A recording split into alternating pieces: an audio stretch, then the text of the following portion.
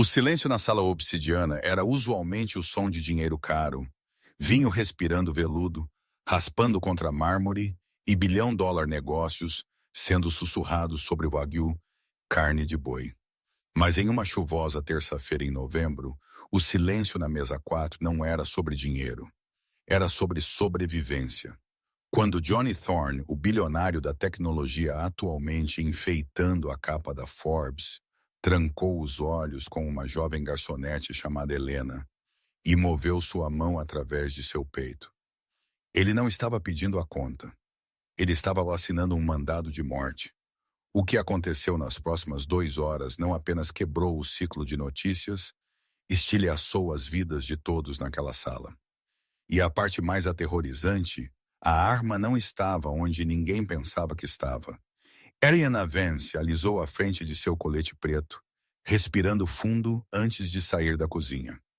A sala obsidiana, localizada no 405º andar da Sterling Tower, no centro de Chicago, era o tipo de restaurante onde a iluminação era escura o suficiente para esconder casos e os preços eram altos o suficiente para levar o cidadão médio à falência em 2 pratos. Helena estava trabalhando aqui há 6 meses. Pagava o aluguel e, mais importante, pagava pela terapia da fala e manutenção do implante coclear para sua irmã de 10 anos, Mia. Mia era o centro do universo de Helena. Por causa de Mia, as mãos de Helena eram tão expressivas quanto sua voz. Ela era fluente em linguagem de sinais americana ASL, uma habilidade que ela usava diariamente em casa, mas raramente no trabalho. Mesa 4 é sua esta noite, Vance. O maitre, um homem rígido chamado Arthur, sussurrou ao passar por ela. VIPs, não pairar, não falar a menos que falado, e pelo amor de Deus, mantenha o vinho vindo. Helena assentiu, pegando uma bandeja de copos de água de cristal. Quem é? Johnny Thorne. Limpa-lhe a garganta. Arthur disse, sua voz caindo uma oitava. E um convidado. Ele não deu um nome. Apenas vá. O estômago de Helena deu um pequeno pulo. Johnny Thorne era o CEO da Thor Data Systems, um homem cujo rosto estava estampado em todas as revistas de negócios no lobby. Ele era jovem para um magnata 38, bonito de uma forma afiada, angular e conhecido por ser impiedoso na sala de reuniões, mas charmoso em público. Ela se aproximou da mesa 4 com a invisibilidade praticada de um servidor de alta qualidade. A cabine estava escondida no canto traseiro, oferecendo uma vista panorâmica das luzes da cidade escorregadias pela chuva, mas isolada do resto do salão de jantar por uma alta divisória de veludo. Ao colocar os copos de água, a primeira coisa que notou foi a temperatura. Parecia 10 graus mais frio na cabine. Johnny Thorne estava sentado contra a janela. De perto, ele não parecia nada com suas capas de revista. Sua pele era da cor de papel pergaminho. Um brilho de suor cobria seu lábio superior, apesar do ar-condicionado. Suas mãos repousando sobre a toalha de mesa branca tremiam tão violentamente que os talheres chacoalhavam quase imperceptivelmente contra a porcelana. Sentado à sua frente estava um homem que era o completo oposto. Ele era mais velho, talvez na casa dos 50, vestindo um terno que custava mais do que o carro de Helena. Ele tinha cabelos prateados, penteados para trás e um rosto que parecia esculpido em granito. Ele estava perfeitamente imóvel. Ele não olhou para Helena. Ele manteve os olhos fixos em Johnny. Com gás ou sem gás? Helena perguntou, sua voz suave. Sem gás? O homem mais velho disse. Sua voz era como cascalho moendo. E traga-nos uma garrafa do 82 Lower. Abra-o na mesa. Claro, senhor. Helena olhou para Johnny. E para você, Sr. Thorne. Johnny abriu a boca, mas nenhum som saiu. Ele parecia um veado pego nos faróis de um semi-caminhão. Ele piscou rapidamente, sua maçã de Adão balançando. Ele está bem, o homem mais velho disse, sorrindo sem mostrar os dentes. Johnny está apenas celebrando, não está, Johnny? Johnny assentiu. Foi um movimento mecânico e brusco. Sim, ele engasgou. Celebrando. Helena sentiu um arrepio de desconforto rastejar por sua espinha. Ela já havia atendido casais discutindo, magnatas bêbados e pedintes nervosos. Mas isso era diferente. O ar entre eles era denso com uma tensão tóxica. Parecia perigoso. Volto já com o vinho, Helena disse recuando. Ao se virar, ela vislumbrou a mão de Johnny. Ele a havia movido da mesa para o peito, ajustando sua gravata de seda. Mas o movimento foi estranho, rígido. Ela foi para a adega, seu coração batendo um pouco mais rápido. Não é nada, ela disse a si mesma. Apenas negócios de alto risco. Talvez uma fusão que deu errado. Ela voltou com a garrafa de Chateau Lourdes. Ela passou pelo ritual, apresentando o rótulo, cortando a folha, destampando-o com um suave pop. Ela serviu um pouco para o homem mais velho. Ele o girou, cheirou e assentiu com desdém. Enquanto ela se movia para encher o copo de Johnny, o CEO se mexeu em sua cadeira. Ele derrubou seu guardanapo do colo. Sinto muito. Johnny gaguejou, sua voz soando úmida e aterrorizada. Permita-me, Helena disse abaixando-se. Não, Johnny retrucou, depois recuou, olhando para o homem mais velho. Eu quero dizer, eu pego. Enquanto Johnny se abaixava para pegar o guardanapo, seu rosto ficou nivelado com a cintura de Helena por uma fração de segundo. Então ele se sentou novamente. Mas ao fazê-lo, ele trancou os olhos com ela. O olhar em seus olhos era um grito. Era pânico puro, não adulterado. Ele colocou as mãos na mesa novamente. O homem mais velho, a quem Helena decidiu chamar de raposa prateada em sua cabeça, estava ocupado inspecionando as pernas do vinho no copo. Foi então que aconteceu. A mão direita de Johnny, repousando perto de seu copo de água, moveu-se. Não foi um movimento inquieto. Para qualquer outra pessoa, poderia ter parecido que ele estava escovando migalhas de sua camisa. Mas Helena congelou. Seu polegar estendeu-se, batendo contra sua palma aberta 2 vezes. Então sua mão formou uma forma plana, batendo em seu peito. Ajuda! A respiração de Helena engasgou em sua garganta. Ela continuou servindo o vinho, forçando sua mão a permanecer firme, embora sua mente estivesse acelerada. Ela estava imaginando isso. Ele estava apenas nervoso. Johnny viu que ela havia notado. Ele o fez novamente, menor desta vez, protegido pelo menu que ele acabara de pegar. Ajude-me. Então seus dedos moveram-se rapidamente, soletrando letras. Era ASL desleixado, frenético, do tipo que alguém usa quando as mãos tremem de adrenalina. A-R-M-A. Ele apontou sutilmente com os olhos para o colo da raposa prateada, escondido debaixo da mesa. Helena terminou de servir o vinho. Ela pousou a garrafa, seu sangue correndo frio. Johnny Thorne, um bilionário, estava dizendo a ela que estava sendo mantido sob a mira de uma arma no meio de um restaurante de 3 estrelas Michelin. Está tudo a seu contento? Helena perguntou, sua voz surpreendentemente firme. A raposa prateada olhou para ela. Seus olhos eram azul pálido e mortos. Está perfeito. Deixe-nos. Temos muito a discutir. Não volte até eu sinalizar você. Certamente, Helena disse. Ela se virou e caminhou em direção à cozinha. Suas pernas pareciam de chumbo. Ela tinha que ir para os fundos. Ela tinha que chamar a polícia. Mas enquanto ela cruzava o salão de jantar, ela sentiu olhos furando a parte de trás de sua caveira. Ela empurrou as portas vai e vem para a cozinha. O barulho a atingiu. Panelas tilintando, chefes gritando, o chiado do vapor. Helena, pegue a mesa 7. Um subchefe gritou. Helena o ignorou. Ela foi direto para o escritório do gerente, passando pela área da lava-louças. Ela agarrou o braço de Arthur enquanto ele verificava o inventário. Arthur, ela sibilou. Temos um problema. Arthur parecia irritado. O que é? Thorne mandou o vinho de volta? Aquela garrafa custa $2.000. Helena, ele tem uma arma. Helena sussurrou, seu rosto pálido. Arthur congelou. O quê? O homem com o Sr. Thorne? Ele tem uma arma. Johnny Thorne acabou de me sinalizar. Arthur olhou para ela como se ela tivesse crescido numa segunda cabeça. Sinalizou. Tipo, sinais com as mãos. ASL, American Sign Language. Ele sinalizou, ajude-me e arma. Ele está aterrorizado, Arthur. Ele está tremendo.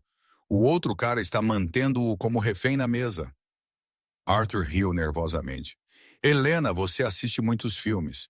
É um jantar de negócios. Thorne provavelmente está apenas negociando uma aquisição hostil. Eles parecem tensos, é só isso. Eu sei o que vi. A voz de Helena aumentou e alguns cozinheiros olharam. Ela abaixou a voz novamente. Ele soletrou. ARMA, Arthur, você tem que ligar para o 911. Arthur hesitou. Chamar a polícia para um VIP bilionário com base na interpretação de uma garçonete de gestos com as mãos era um movimento que acabaria com a carreira se ela estivesse errada. Mas se ela estivesse certa... Vou passar pela mesa, Arthur disse ajeitando a gravata. Se eu vir algo suspeito, ligarei. Você fica aqui. Não, Helena disse. Se ele te vir pairando, ele pode entrar em pânico. O cara me disse para não voltar até ser sinalizado. Ele está controlando a situação. Arthur passou por ela. Fique aqui, Vance. Helena ouviu ir, seu coração martelando contra suas costelas. Ela se sentiu desamparada. Ela sabia o que tinha visto. Ela pensou em Mia. Se Mia estivesse em apuros e sinalizasse por ajuda, e ninguém acreditasse nela.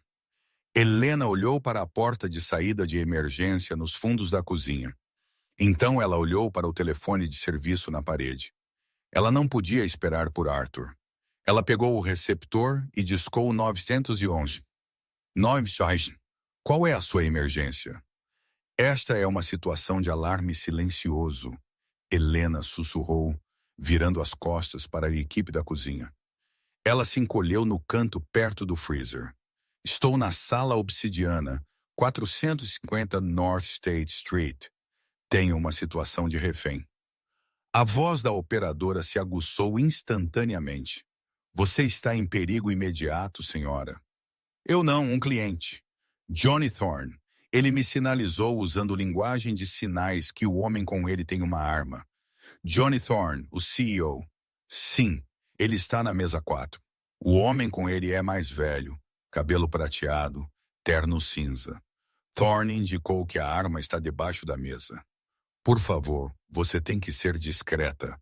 Se sirenes vierem soando, ele pode atirar. Ok, ouça-me com atenção. Oficiais estão sendo despachados. Não se aproxime da mesa. Mantenha a linha se puder. Naquele momento, as portas da cozinha se abriram. Arthur entrou de volta, pálido. Ele viu Helena ao telefone e correu, arrancando-o de sua mão. Ela está confusa. Arthur gritou no receptor. Não há... Ele parou de ouvir a operadora, então olhou para Helena com olhos arregalados e assustados. Sim, eu vejo. Ok, sem sirenes. Vamos esperar. Ele desligou o telefone lentamente. Você ligou para eles. Você não acreditou em mim, Helena disse, cruzando os braços para impedi-los de tremer. Eu passei. Arthur sussurrou, limpando o suor de sua testa. Eu deixei cair uma colher perto da cabine para dar uma olhada. O cara, a raposa prateada, nem sequer se encolheu. Mas Thorne olhou para mim como se estivesse implorando pela morte, e eu vi a mão do cara mais velho debaixo da mesa. Ele está segurando algo. Parece um detonador, Helena. Não uma arma. Um controle remoto. Uma bomba. Limpa-lhe a garganta. Os joelhos de Helena quase cederam. Ou um interruptor de homem morto, Arthur disse, sua voz tremendo. Se ele soltar, algo acontece. Temos que esvaziar o restaurante. Se esvaziarmos o restaurante, ele saberá, Helena argumentou. Ele é inteligente. Ele está observando tudo. Se a sala esvaziar, ele vai entrar em pânico e acionar o que quer que ele tenha. A cozinha ficou mortalmente silenciosa. Os chefes pararam de cozinhar. Eles sentiram a mudança na atmosfera. A polícia disse para esperar por uma equipe tática, Arthur disse, velho. Eles estão enviando um negociador. Eles querem que mantenhamos as coisas normais. Normal? Helena, você pode fazer isso? Helena pensou no olhar aterrorizado nos olhos de Johnny. Eu tenho que voltar lá fora. O quê? Não. Ele pediu água. Se eu não voltar, ele vai ficar suspeito. Eu preciso que Johnny saiba que o entendemos. Eu preciso dizer a ele que a ajuda está chegando, sem que o outro cara saiba. Como? Arthur perguntou. Linguagem de sinais, Helena disse sombriamente. Ela pegou uma jarra fresca de água. Suas mãos tremiam, mas ela as forçou a ficar firmes, agarrando a alça até que seus nós dos dedos ficassem brancos. Ela ajustou seu avental. Se eu morrer, Helena sussurrou para Arthur. Diga a Mia que a amo. Helena não. Ela empurrou as portas vai e vem antes que ele pudesse impedi-la. A sala de jantar ainda estava silenciosa, cheia do murmúrio de conversas que pareciam milhas de distância da realidade da mesa 4. Helena caminhou lentamente contando seus passos. 1, 2, 3. Ela se aproximou da mesa. A raposa prateada, cujo nome ela viria a saber mais tarde ser Silas Kincaid, estava cortando um bife mal passado que outro garçom havia entregue enquanto ela estava nos fundos. Sangue da carne se acumulava na porcelana branca. Johnny não havia tocado sua comida. Ele estava olhando pela janela para a chuva. Mais água? Helena perguntou. Ela se posicionou de modo que seu corpo bloqueasse a visão de Kincaid das mãos de Johnny apenas ligeiramente. Kincaid olhou para cima, mastigando lentamente. Não pedimos água. O copo do Sr. Thorne está vazio, senhor, Helena disse, mantendo sua voz educada e deferente. A hidratação é importante com um vinho tão pesado. Kincaid a estudou. Por um segundo, Helena sentiu que ele podia ver através de sua pele até seu coração acelerado. Então ele encolheu os ombros. Certo, sirva. Helena se aproximou. Ao servir a água no copo de Johnny, ela deliberadamente derramou algumas gotas na toalha de mesa perto da mão dele. Oh, que desajeitada sou eu, ela disse puxando um pano de seu avental. Enquanto ela limpava o local, sua mão estava a poucos centímetros da de Johnny. Ela não olhou para o rosto dele. Ela olhou para a mesa, mas moveu a mão esquerda, que estava pendurada ao seu lado, escondida de Kincaid pela borda da mesa e seu próprio corpo. Ela sinalizou PLICAV-NDOISP-RE. Ela arriscou um olhar para Johnny. Ele viu. Seus olhos se arregalaram imperceptivelmente. Ele deu um aceno microscópico. Então ele moveu a mão na mesa novamente. Não. Helena congelou. Não. Por quê? Não. Os dedos de Johnny voaram mais rápido desta vez, desesperados. N-O-R-M-A-B-I-O-V-I-R-U-S. O sangue de Helena gelou. Biovírus, ele continuou.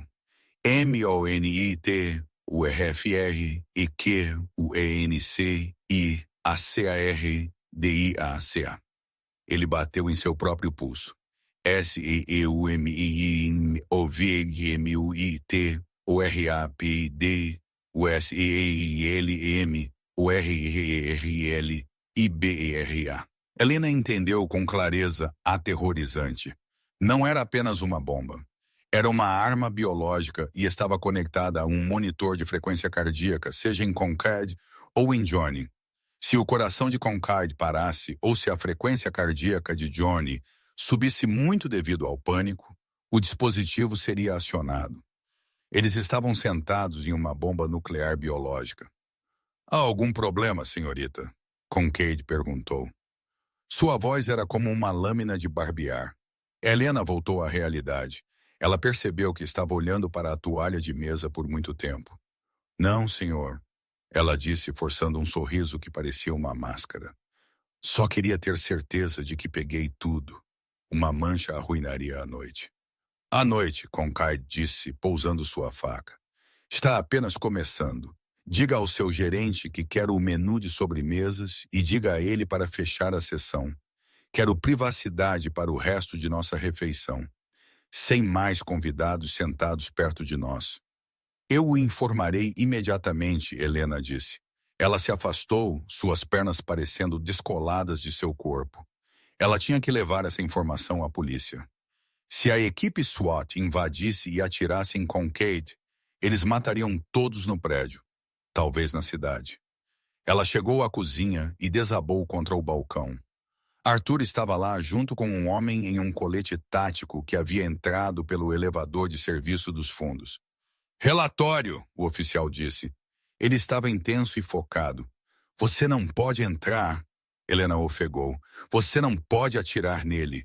Por que ele tem um escudo de refém? É pior, Helena disse, agarrando o colete do oficial. Thorne me disse. É uma arma biológica, um vírus, e está conectado a um batimento cardíaco. Se o vilão morrer, ou se Thorne entrar em pânico e sua frequência cardíaca disparar, ele é liberado. O rosto do oficial ficou pálido. Ele tocou seu fone de ouvido. Comando, aqui é Bravo 1. Mantenham toda a entrada. Repito, mantenham toda a entrada. Temos um cenário confirmado de sujo. Ameaça biológica com um gatilho de homem morto. Precisamos do CDC e de uma unidade de contenção agora. Ele olhou para Helena. Você tem certeza de que foi isso que ele disse? Sou fluente, Helena disse. Ele soletrou vírus e monitor de frequência cardíaca. Ele está aterrorizado. Ok, o oficial disse, respirando fundo. Qual é o seu nome? Helena. Helena, você é a única linha de comunicação que temos. Concord não sabe que estamos aqui ainda. Se o assustarmos, ele libera. Se invadirmos, ele libera. Precisamos falar com ele, mas não podemos deixá-lo saber que a polícia está envolvida ainda. O que você precisa que eu faça? Você tem que voltar lá fora, o oficial disse sombriamente. Leve o menu de sobremesas, ganhe-nos tempo e tente descobrir uma coisa. O quê? Onde está o dispositivo? Está em Concord ou está na mesa? Precisamos saber se podemos bloquear o sinal. Helena assentiu. Ela sentiu que ia vomitar, mas pensou em Mia. Se um vírus fosse liberado aqui, ele se espalharia pela cidade. Mia estava em casa, a apenas alguns quilômetros de distância. Eu farei, Helena disse. Ela pegou os menus de sobremesas. Ao se virar para sair, o oficial a parou. Mais uma coisa, se ele alcançar o gatilho, você corre. Não tente ser uma heroína. Apenas corra. Helena olhou para ele. Se ele alcançar o gatilho, correr não salvará nenhum de nós. Ela empurrou as portas e voltou para a cova do leão. Helena voltou ao salão, os menus de sobremesas agarrados contra seu peito como um escudo. O restaurante estava assustadoramente silencioso agora. Arthur havia conseguido parar de sentar novas mesas, e os poucos clientes restantes estavam terminando suas refeições, alheios ao fato de que estavam compartilhando a sala com uma bomba biológica ambulante. Ao se aproximar da mesa 4, a atmosfera havia mudado de fria para sufocante. Concord estava inclinado para frente, sua voz baixa e rítmica, como um pregador entregando um sermão a uma congregação de um. Você vê, Johnny, Concord estava dizendo, girando seu copo de vinho. É sobre equilíbrio. Você construiu seu império em dados, em zeros e uns. Você esqueceu que as pessoas não são código. Você não pode simplesmente deletá-los. Johnny não respondeu. Ele parecia preocupado. Sua respiração era superficial, um sinal clássico de alguém tentando manter sua frequência cardíaca baixa. Ele sabia que o monitor o estava observando. Menos de sobremesas, senhores. Helena perguntou, colocando-os gentilmente na mesa. Concord olhou para cima, irritado com a interrupção. Eu disse que precisávamos de privacidade. O gerente insistiu em sobremesa cortesia para nossos VIPs. Helena mentiu suavemente. O soufflé de chocolate leva 20 minutos para preparar. Então gostamos de pegar o pedido cedo. Concord estudou seu rosto. Helena se forçou a permanecer aberta, sorrindo, à imagem de uma garçonete prestativa, um pouco boba. Certo, Concaide resmungou. Café preto e o soufflé, 2 colheres. Excelente escolha. Helena recuou, mas não saiu. Ela fingiu escrever em seu bloco. Essa era sua chance. Ela precisava localizar o dispositivo. O oficial havia dito que eles precisavam saber se era jamável. Ela examinou Concaide. Ele estava vestindo um terno sob medida, sem protuberâncias visíveis. Mas sua mão esquerda, a que estava repousando na mesa, tinha um pesado relógio inteligente prateado. Parecia muito grosso para ser um relógio de luxo padrão. O mostrador não mostrava a hora. Mostrava uma linha verde irregular, um pulso. Esse é o monitor, Helena percebeu. Ele estava sincronizado com seus batimentos cardíacos. Mas onde estava o recipiente? Ela olhou para baixo. Limpa a garganta. As pernas de Concaide estavam cruzadas. Ao lado de seu pé direito, aninhado contra o banco de veludo, estava um pequeno cilindro metálico do tamanho de uma garrafa térmica. Tinha uma pequena antena e uma luz vermelha piscando. Parecia inócuo, como um umidificador de alta qualidade, mas Helena sabia que continha a morte. Ela precisava dizer a Johnny que o viu. Ela precisava dizer a ele o plano. Ela olhou para Johnny. Ele estava olhando para suas mãos. Helena limpou a garganta suavemente. Sr. Thorne, o senhor gostaria de café também? Johnny olhou para cima. Seus olhos se fixaram nos dela. Helena segurava a caneta na mão direita, mas a mão esquerda, pendurada ao seu lado, moveu-se novamente. Era arriscado. Concaide estava sentado ali, mas Concaide era arrogante. Ele estava olhando a lista de vinhos, dispensando-a. Ela sinalizou rapidamente usando soletração com os dedos abaixo de sua coxa. C-A-F-E-D-R-O-G-A. Ela esperou. Ele entendeu? A polícia queria drogar Concaide. Os olhos de Johnny se arregalaram ligeiramente. Ele deu um microscópico balançar de cabeça. Não.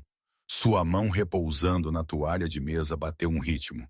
Então ele moveu seu dedo indicador em um círculo. C-N-S-O-R. Ele apontou com os olhos para o cilindro no chão. P-R-O-X-I-M-I-D-A-D. Helena sentiu um calafrio. Não era apenas um interruptor de homem morto. Tinha um sensor de proximidade. Se Concaide desmaiasse e caísse, ou se ele fosse afastado do recipiente, ele detonaria. Se a polícia o arrastasse para fora, ele detonaria.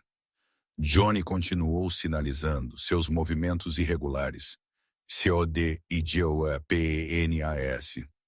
Ele quis dizer que havia um código para desativá-lo. Apenas um código o impediria. Eu tomarei o expresso, Johnny disse em voz alta, sua voz rachando. Duplo, duplo expresso. Helena repetiu, imediatamente. E diga ao seu gerente, Concaide acrescentou, seus olhos estreitando, que se eu o vir passar por esta mesa mais uma vez, farei uma cena. Não gosto de ser observado. Ele está apenas garantindo que tudo está perfeito, senhor. Helena disse, está perfeito. Concaide sorriu. É o fim de uma era. Helena se afastou, sua mente acelerada. O plano de drogas não funcionaria. Se Concaide desmaiasse, o monitor de frequência cardíaca poderia acionar, ou o sensor de proximidade poderia disparar se ele caísse da maneira errada. Eles precisavam do código. Ela entrou na cozinha. A equipe tática havia crescido. Havia 3 homens agora, todos com equipamento pesado, aglomerados sobre plantas do restaurante. Arthur estava sentado em um engradado de limões, parecendo que estava prestes a desmaiar. Ele tem um sensor de proximidade, Helena soltou, e um monitor de frequência cardíaca no pulso. O recipiente está aos pés dele. Se você o drogar e ele cair, ou se você o separar do recipiente, ele dispara. O oficial líder, cujo distintivo Leah Miller, praguejou em voz baixa. Isso complica as coisas. Não podemos atirá-lo. Não podemos drogá-lo. Não podemos agarrá-lo. Johnny disse que há um código, Helena disse. Ele sinalizou o código apenas. Ele te disse o código? Não, ele não sabe. Concaide o tem. Miller passou a mão pelo cabelo. Ok, precisamos fazer Concaide inserir esse código ou precisamos hackear o sinal. Mas para hackear, precisamos de um receptor perto desse recipiente, como dentro de 3 pés. Eu posso fazer isso, Helena disse imediatamente. Não. Arthur se levantou. Helena, absolutamente não. Você é uma garçonete, não uma espiã. Eu sou a única que ele permite perto da mesa, Arthur. Helena argumentou. Se você enviar um cara em um uniforme de ajudante de garçom, que parece um policial, Concaide saberá. Ele é inteligente, ele está lendo a sala. Miller olhou para Helena. Ela está certa. Ele perfilou a equipe. Ele conhece o rosto dela. Uma troca agora seria um gatilho. Ele alcançou um estojo de metal e puxou um dispositivo que parecia um cartão de crédito grosso. Este é um clonador de frequência localizado, Miller explicou. Se você conseguir isso a 2 pés daquele recipiente por 10 segundos, ele pode copiar o sinal de desarme quando e se ele o inserir. Ou pode bloquear o sinal do gatilho por uma fração de segundo, dando-nos uma janela para dar o tiro. 10 segundos, Helena repetiu. 2 pés. Você pode fazer isso? Helena pensou no cilindro aos pés de Concaide. Estava debaixo da mesa. Para aproximar um dispositivo tão perto, ela teria que estar praticamente debaixo da mesa ela mesma. Tenho que deixar cair algo, Helena disse pensando em voz alta. Se eu deixar cair um garfo, tenho que me abaixar para pegá-lo. É arriscado, Miller disse. Se ele te vir plantando um dispositivo... Não vou plantar, Helena disse. Vou usá-lo. Fita-lo ao meu tornozelo. Quando eu me abaixar, meu tornozelo estará ao lado do recipiente. Miller pareceu impressionado. Isso pode funcionar. Arthur estava balançando a cabeça. Helena, pense na Mia. Se isso der errado... Se isso der errado, Arthur, Helena disse suavemente. Mia morre de qualquer maneira. O vento levará aquele vírus direto para a escola dela. Ela olhou para Miller. Cole em mim. 10 minutos depois, e a Helena estava voltando para a mesa 4. O restaurante estava quase vazio agora. A polícia havia evacuado silenciosamente os outros clientes um por um, usando a desculpa de um vazamento de gás na cozinha. Apenas um outro casal permaneceu na extremidade mais distante da sala, e eles eram, na verdade, oficiais disfarçados posando como civis. O silêncio na sala era pesado. A chuva batia nas janelas, criando um tamborilar rítmico que mascarava o som do próprio batimento cardíaco de Helena trovejando em seus ouvidos. Ela tinha o clonador de frequência preso na parte interna de seu tornozelo esquerdo, escondido por suas calças pretas. Ela carregava uma bandeja com o café e o soufflé. O cheiro de chocolate geralmente a deixava feliz. Esta noite cheirava a funeral. Sua sobremesa, senhores, Helena disse, colocando a bandeja em um aparador. Concaide não olhou para cima. Ele estava olhando para Johnny. O tempo acabou, Johnny, Concaide disse suavemente. A transferência agora. Johnny estava tremendo. Ele puxou um tablet fino do bolso de sua jaqueta. Silas, por favor, há milhares de funcionários. Se eu transferir as chaves de criptografia para você, a empresa colapsa. As ações vão a zero. Poupanças de aposentadoria, tudo perdido. E se você não fizer isso? Concaide gesticulou para o chão. A população de Chicago vai a zero. É um simples problema de bonde, Johnny. Matar a empresa ou matar a cidade? Johnny olhou para Helena. Seus olhos imploravam. Helena se adiantou para colocar a xícara de café. Ela precisava ir para o chão. Ela precisava de uma desculpa. Ela colocou o café na frente de Kincaid. Então, ao se virar para servir Johnny, ela fez seu movimento. Ela prendeu a borda de sua bandeja na parte de trás da cadeira de Johnny. Foi um tropeço calculado. Uma colher de prata caiu da bandeja e quicou no carpete, deslizando diretamente sob a mesa e parando a centímetros do sapato de Kincaid e do recipiente. Oh, estou tão desajeitada hoje. Helena ofegou corando. Sinto muito, senhor. Deixe, Kincaid retrucou. Não posso, senhor. É um perigo. Helena disse já, agachando-se. Eu disse, deixe. A voz de Kincaid era como um chicote. Ele moveu a mão em direção ao bolso da jaqueta. Helena congelou em um meio agachamento. Ela estava olhando diretamente para o recipiente. Era elegante, terrivelmente moderno. A luz vermelha estava piscando. Pisca, pisca, pisca. Ela estava perto o suficiente. Ela só precisava de 10 segundos. Eu insisto. Política da empresa. Helena disse, sua voz tremendo. Ela permaneceu agachada, fingindo procurar a colher na luz fraca sob a mesa. Ela moveu sua perna esquerda, aproximando seu tornozelo a centímetros do dispositivo. 1 Mississippi, 2 Mississippi. Levante-se, Kincaid sibilou. Ele chutou seu sapato, atingindo o ombro de Helena com força. A dor disparou por seu braço, mas ela não se afastou. Ela caiu de joelhos e mãos, mantendo o tornozelo no lugar. Eu encontrei, ela gritou, pegando a colher. 4 Mississippi. Oh, garota Mississippi, se você não se levantar em 1 segundo, eu vou atirar em você aqui mesmo. Kincaid disse. Ele puxou uma pistola de sua jaqueta. Foi uma escalada caótica. Ele tinha uma arma também. Claro que sim. Silos, não, Johnny gritou. Ela é apenas uma garçonete. Ela não sabe nada. Johnny se levantou, fazendo sua cadeira raspar ruidosamente contra o chão. Sente-se! Kincaid rugiu, virando a arma para Johnny. Helena usou a distração. Ela permaneceu no chão por mais 2 segundos. 7, 8. Ela precisava de 10. Estou de pé! Estou de pé! Helena disse, levantando-se apressadamente. Ela segurou a colher como uma oferta de paz. Ao se levantar, ela sentiu uma vibração contra seu tornozelo. O dispositivo que Miller havia lhe dado zumbiu 2 vezes. Sucesso! Ele havia clonado o sinal. Ela recuou, segurando a colher suja. Kincaid estava respirando pesadamente, a arma apontada para o peito de Johnny.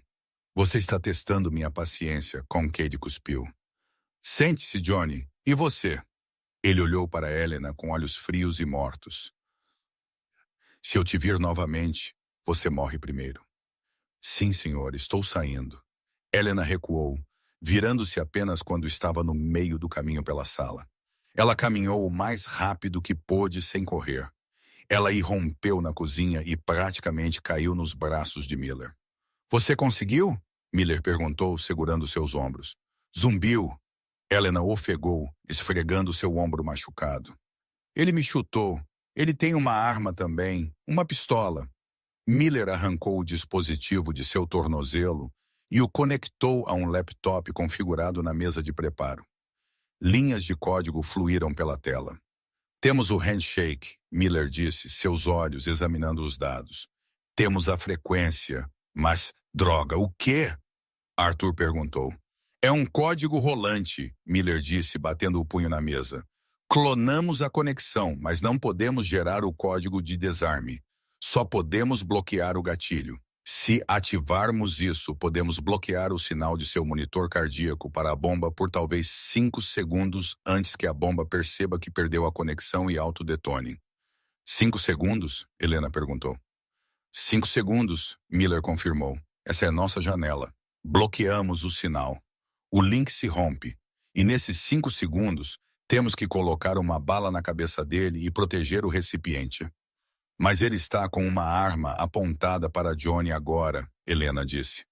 Se você invadir, ele vai atirar em Johnny antes que você possa atirar nele.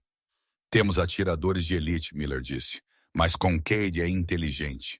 Ele está sentado no canto, nenhuma linha de visão clara das janelas. Houve um silêncio na cozinha. As opções estavam acabando. Posso fazê-lo se mover? Helena disse baixinho. Miller olhou para ela. Não, você já fez o suficiente, é muito perigoso. Ele precisa mover a cabeça 3 polegadas para a direita, Helena disse, visualizando a mesa. Se ele se inclinar, o atirador no telhado norte pode vê-lo, certo? Tecnicamente sim, mas por que ele se inclinaria? Porque, Helena disse, sua voz endurecendo. Vou dar a ele um motivo. Ela olhou para a bandeja de café que havia deixado na cozinha, a cafeteira extra. Ele pediu a conta, Helena disse. Tenho que levar a ele a fatura. Helena, Arthur disse, lágrimas nos olhos. Ele disse que iria te matar. Ele não vai me matar se eu tiver o que ele quer, Helena disse. Ela pegou uma pasta de contas de couro. Johnny está atrasando a transferência. Kincaid está ficando desesperado. Ele quer dinheiro. Ele quer vencer. Ela olhou para Miller. Quando eu deixar cair a conta, esteja pronto. Quando ele se inclinar para olhar, é quando você bloqueia o sinal. Miller olhou para a jovem garçonete. Ele viu uma resolução que igualava a de qualquer soldado que ele já havia comandado. Ok, Miller disse. 5 segundos, na sua marca. Helena respirou fundo. Ela alisou seu avental. Ela pensou em Mia uma última vez. Ela voltou para a sala de jantar. Desta vez ela não andou como uma serva. Ela andou como uma guerreira. Kincaid a viu chegando. Ele levantou a arma. Eu disse para você sair. Você esqueceu a conta. Helena disse em voz alta, sua voz ecoando no restaurante silencioso. Ela não parou. Ela caminhou direto até a borda da divisória de veludo. A conta. Kincaid parecia confuso. Você está louca? A limpa a garganta, transferência está feita, não está? Helena olhou para Johnny. Johnny olhou para ela confuso, mas entrou na brincadeira. Sim, eu enviei. Então pague a conta e saia, Helena disse, batendo a pasta de couro na mesa. Ela caiu com força, deslizando pela toalha e parando bem na frente de Kincaid. Kincaid olhou para a pasta. Ele não pôde evitar. Era a natureza humana. Quando algo é colocado na sua frente, você olha. Ele se inclinou para a frente apenas ligeiramente para abrir a pasta com a mão esquerda, mantendo a arma na direita apontada para Johnny. Agora! Helena gritou, caindo no chão. Miller apertou o bloqueador. O grito de Helena pareceu rasgar o próprio ar do restaurante. Ela caiu no chão, encolhendo-se em uma bola, as mãos cobrindo instintivamente a cabeça. O som da bala de rifle de alta velocidade atingindo a janela de vidro reforçado não foi um estrondo. Foi um baque, como um livro pesado sendo batido em uma mesa, seguido instantaneamente por um zumbido agudo. O atirador de elite empoleirado no telhado do prédio de seguros adjacente havia cronometrado o tiro perfeitamente entre as fortes gotas de chuva. 2. Silas Kincaid nunca ouviu o tiro. A bala passou pelo vidro temperado, fraturando-o em uma teia de aranha de 1 milhão de diamantes, e atingiu-o no ombro direito, girando-o violentamente. O impacto foi projetado para incapacitar, para cortar o aglomerado de nervos que controlava o braço segurando o detonador. Mas Kincaid era um homem de pura vontade odiosa e, enquanto seu corpo era jogado para trás pela energia cinética, seu dedo reflexivamente ou intencionalmente apertou o gatilho da pistola. Bang! O som da pistola foi ensurdecedor no espaço fechado. A bala errou o alvo, enterrando-se na macia cabine de veludo a centímetros da orelha de Johnny. Gesso e poeira explodiram da parede. 3. Johnny Thorne não gritou. Ele se arrastou para trás, caindo da cabine no chão, emaranhando suas pernas na toalha de mesa. Ele arrastou a porcelana, o cristal e o vinho caro com ele. A garrafa de Chateau Lourdes estilhaçou, espalhando líquido vermelho pelo chão branco como sangue arterial. Vá, vá, vá! A voz de Miller rugiu pelas portas da cozinha. As portas da cozinha se abriram. A equipe tática não correu. Eles fluíram. Foi uma onda de armadura preta e rifles nivelados. Eles se moveram com uma velocidade que desafiava o olho humano. 4. Kincaid atingiu o chão. Ele estava ofegando, sangue escorrendo de seu ombro. Seus olhos estavam arregalados, olhando para o teto. O monitor de frequência cardíaca em seu pulso estava gritando um tom contínuo agudo, indicando trauma. Bip, bip, bip, bip, bip. O dispositivo no tornozelo de Helena, o bloqueador, estava zumbindo. Estava enviando um falso ritmo normal para o recipiente debaixo da mesa. Mas a bateria do bloqueador estava queimando quente contra sua pele. Miller havia dito 5 segundos. O bloqueador estava lutando contra uma criptografia rolante. Estava escorregando. 5. Proteja o pacote, Miller gritou, mergulhando não para o atirador, mas para o recipiente. 2 agentes em equipamento de materiais perigosos que estavam esperando nas sombras do corredor de serviço correram por Helena. Eles carregavam um saco de contenção grosso revestido de chumbo. Miller deslizou pelo chão, agarrando o recipiente. A luz vermelha nele não estava mais piscando. Limpa-lhe a garganta, estava amarelo sólido. Está armando! Miller gritou. O bloqueador está falhando! Ensaque-o agora! Ele empurrou o cilindro na boca aberta do saco de contenção. O agente de materiais perigosos bateu o selo fechado e torceu o mecanismo de travamento assim que o dispositivo soltou um longo e penetrante grito eletrônico dentro do saco. Um baque abafado. O saco saltou nas mãos dos agentes. Um pequeno estalo abafado ecoou de dentro das camadas de Kevlar e chumbo. O recipiente havia disparado seu mecanismo de liberação. O vírus havia sido implantado, mas estava preso. O saco aguentou. O silêncio voltou para a sala, mais pesado do que antes. Helena estava deitada no carpete, tremendo. Ela não conseguia respirar. Ela olhou para as botas pretas da equipe SWAT que a cercavam. Alvo abatido, alguém gritou. Suspeito está neutralizado. Arte médica. Precisamos de médicos. Kincaid estava gemendo, seu rosto pálido. Um agente chutou a pistola para longe de sua mão e amarrou seu braço bom ao seu cinto. Johnny estava sentado em meio aos vidros quebrados e vinho derramado, olhando para suas mãos. Ele parecia uma criança que havia acordado em um pesadelo. Miller caminhou até Helena. Ele se abaixou e a puxou para cima. Seu rosto estava coberto de suor. Você conseguiu. Miller respirou, sua voz áspera. Você salvou a cidade. Helena olhou para ele, seus olhos desfocados. Então ela olhou para o saco de contenção, que estava sendo cuidadosamente colocado em uma caixa de transporte de metal. Está acabado? Ela sussurrou. O vírus está contido, Miller disse. Ele disparou dentro do saco. Se você não o tivesse bloqueado por aqueles 5 segundos, ele teria estado no ar antes mesmo de passarmos pela porta. Os joelhos de Helena cederam. Miller assegurou. Médico! Miller gritou. Examine-a. Choque! Enquanto os paramédicos entravam correndo, cercando Johnny e Kincaid, Helena viu Johnny levantar o olhar. Seu rosto estava salpicado de vinho e poeira de vidro.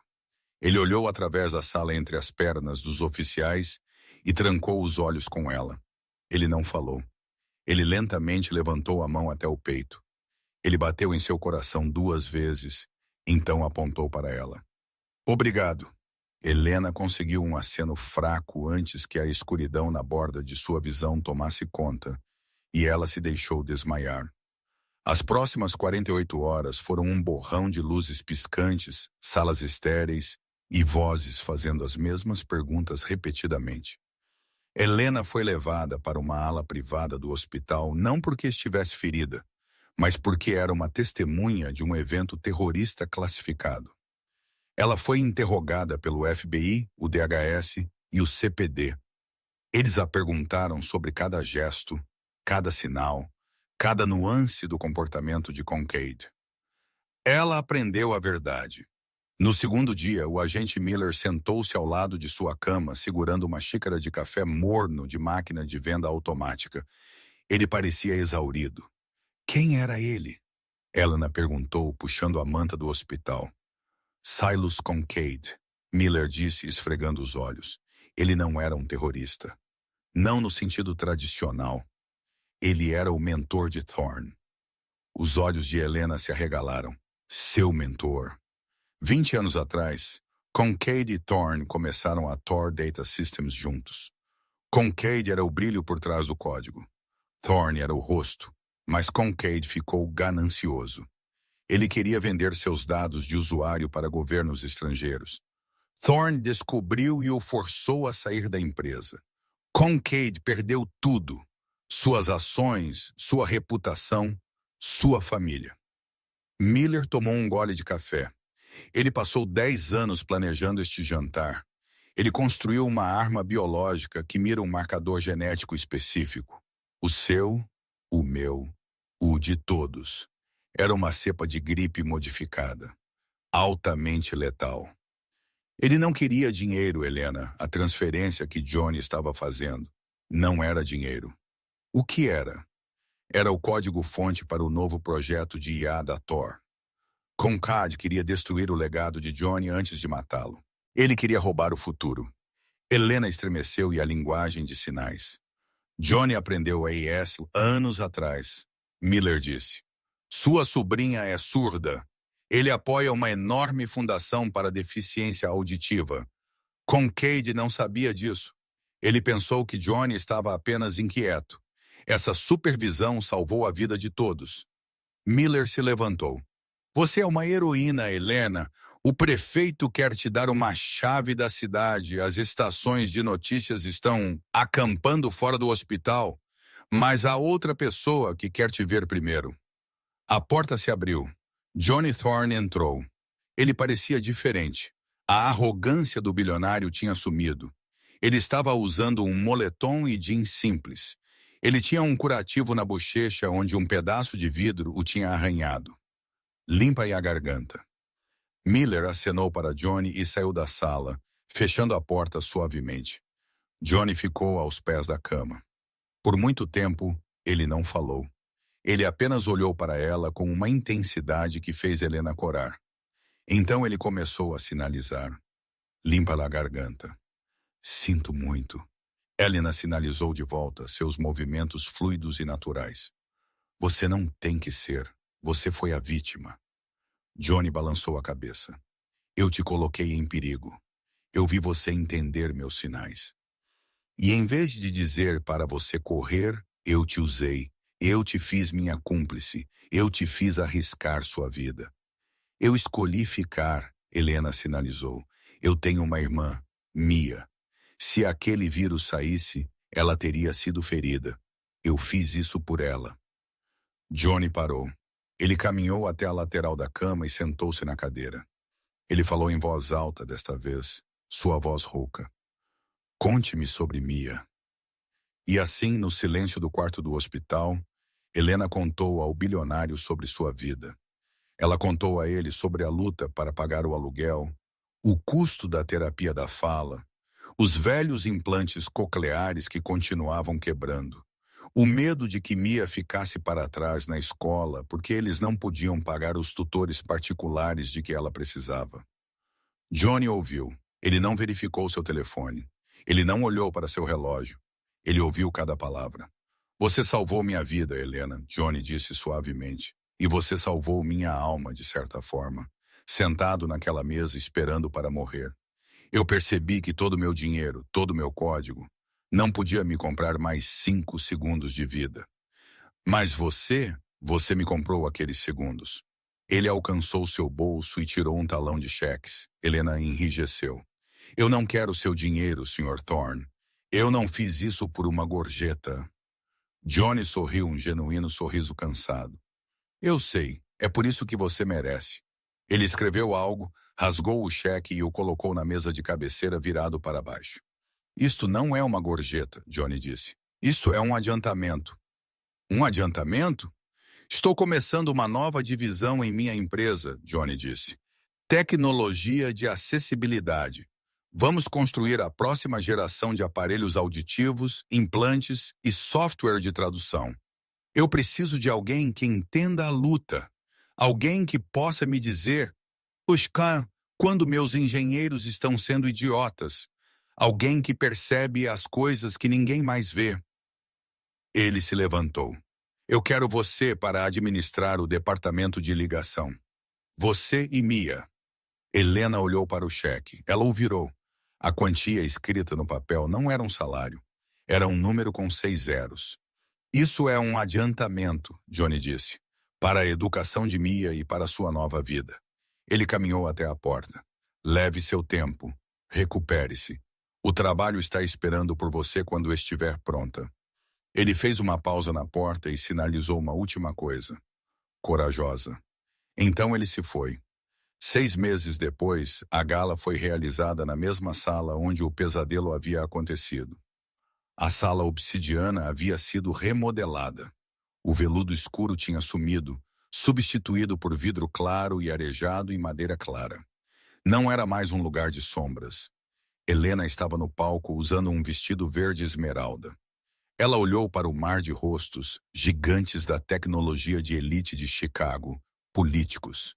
Na primeira fila, sentada ao lado de Johnny Thorne, estava uma menina de 10 anos com olhos brilhantes e um novo processador coclear de última geração atrás da orelha. Mia. Mia acenou para Helena. Helena acenou de volta, seu coração inchando tanto que ela pensou que poderia explodir. Senhoras e senhores, a voz de Johnny trovejaram pelos alto-falantes. Frequentemente pensamos na comunicação como palavras, como dados, como ruído. Mas as mensagens mais importantes são muitas vezes aquelas que nunca são faladas. Ele se virou para olhar para Helena. 6 meses atrás, esta mulher ouviu um grito de socorro que ninguém mais podia ouvir. Ela viu uma arma onde outros não viram nada. Ela me lembrou que ser poderoso não significa ser barulhento. Significa estar ciente. A multidão aplaudiu. Helena aproximou-se do microfone. Ela não falou no início. Ela levantou as mãos. Para a surpresa da plateia, ela começou a sinalizar. Uma tela enorme atrás dela traduziu seus movimentos em texto em tempo real. Tecnologia desenvolvida pela nova divisão que ela agora ajudava a liderar. Vivemos em um mundo barulhento. A tela lia enquanto suas mãos se moviam graciosamente. Estamos tão ocupados gritando para sermos ouvidos que esquecemos de ouvir com nossos olhos. Esquecemos de olhar para as pessoas servindo nosso café, limpando nossas ruas ou sentadas em silêncio no canto. Ela olhou para Mia. Minha irmã me ensinou que o silêncio não é vazio. É cheio de informação. É cheio de verdade. E às vezes, ela olhou para Johnny que estava radiante de orgulho. Às vezes o silêncio é a única coisa que pode nos salvar. A sala explodiu em uma ovação de pé. Não foi um aplauso educado. Foi um rugido. Helena saiu do palco e abraçou sua irmã. Johnny se juntou a eles, colocando uma mão no ombro de Mia. Os 3 ficaram ali, uma família improvável forjada no fogo de uma aterrorizante noite de terça-feira. O pesadelo tinha acabado. Mas a história de Helena, estava apenas começando. Ela não era mais apenas uma garçonete. Ela não era apenas uma sobrevivente. Ela era a voz para aqueles que não podiam falar e os olhos para aqueles que se recusavam a ver. E quanto à sala obsidiana, dizem que se você for lá agora em uma terça-feira chuvosa, o serviço é impecável. Mas se você olhar de perto para a nova janela de vidro no canto, há uma pequena inscrição gravada no vidro, mal visível a menos que a luz a atinja exatamente certo. É uma forma de mão. Ajuda. Um lembrete de que heróis não usam capas, eles usam aventais. E às vezes eles não dizem uma palavra. Que jornada incrível! De uma situação aterrorizante de reféns em um restaurante de arranha-céus a uma missão de resgate de parar o coração. A história de Helena prova que a coragem vem em muitas formas. Não foi a força bruta que salvou o dia. Foi empatia, consciência e a bela linguagem do silêncio. O laço de Johnny e Helena, forjado no trauma, floresceu em uma força para o bem, mudando não apenas suas vidas, mas as vidas de incontáveis outros como Mia. Se esta história te manteve na beira de sua cadeira, por favor, aperte esse botão de curtir. Isso nos ajuda a criar mais conteúdo emocionante para você. Não esqueça de compartilhar este vídeo com seus amigos. Desafie-os a identificar os sinais em suas próprias vidas. Você nunca sabe quando ser observador pode salvar uma vida. E o mais importante, inscreva-se e toque o sino. Temos mais incríveis dramas da vida real chegando a você toda semana. Deixe-nos saber nos comentários. Você conhece alguma linguagem de sinais? O que você teria feito nos sapatos de Helena? Obrigado por assistir, ler e lembre-se, ouça com seus olhos.